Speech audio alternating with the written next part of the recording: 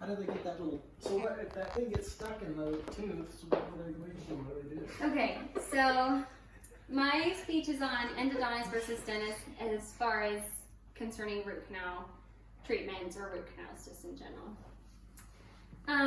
So let's face it, nobody likes to have dental work done, but getting to know what a root canal is, how to detect it, and what to do is going to allow you to know what to do if you ever need a root canal.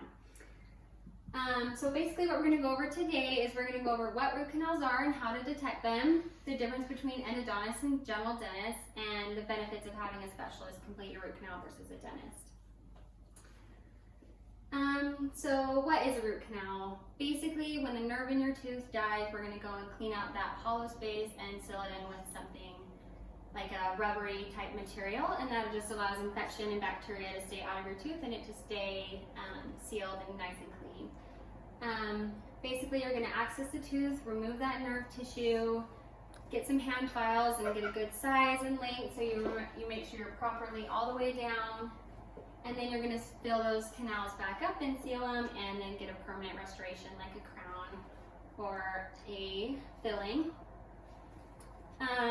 According to L. Tronstedt from his work in clinical endodontics, some of the most common diagnoses of root canals are pulpitis, which is inflammation of the nerve tissue, necrotic pulp, which is the death of that nerve tissue in your tooth, or apical periodontitis with a fistula, which is a draining bump on your gums, and that's how you'd be able to recognize that one. How to know if you need a root canal.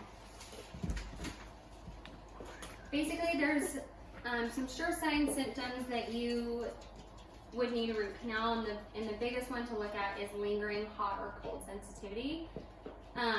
That's how you know the tooth is either, the nerve in that tooth is inflamed or infected and it's causing you some pain. Also sensitivity to chewing and biting, waking you up at night, pressure when you push on it or pressure in the gums. Again, that draining fistula. And sometimes you can't see any infection at all and you have to do some testing. An endodontist would have to do some testing to see if you needed a root canal. Now let's talk about the difference between endodontists and dentists. According to the American Association of Endodontics, while all endodontists are dentists, less than 3% of dentists are endodontists, which is kind of a big number. And basically, endodontists complete 2 more years of school and then they do a residency in order to get that specialized training just in being able to diagnose pain as well as doing root canals effectively. We also use some different technology. This machine is called the ZX machine. It allows us to get to know that we're at the very end. Also, we use microscopes, and a lot of general dentists don't have microscopes.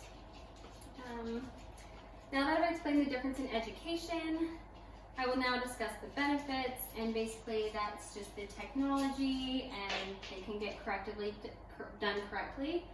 This is an example of that. So here an endodontist was able to get all the way down the canals, clean them out, and get them to the proper size in order to clean that tooth effectively. And this one is an example of a dentist that had one of those hand instruments that had broken off and is stuck in the canal now. And there's just nothing we can do mostly at that point. According to the Wolfgang Endodontic Group, on average, endodontists perform nearly 25 root canal treatments a week, while general dentists perform less than 2. This is because endodontists focus solely on root canals and general dentists don't really. This is another example. As you can see, this was incorrectly done. It wasn't, cleaned all the way down to the root, so it has a very large infection.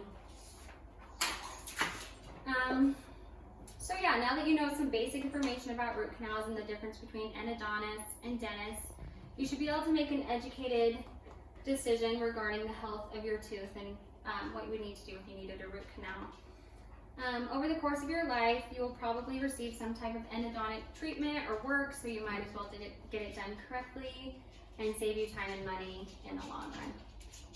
Thank you.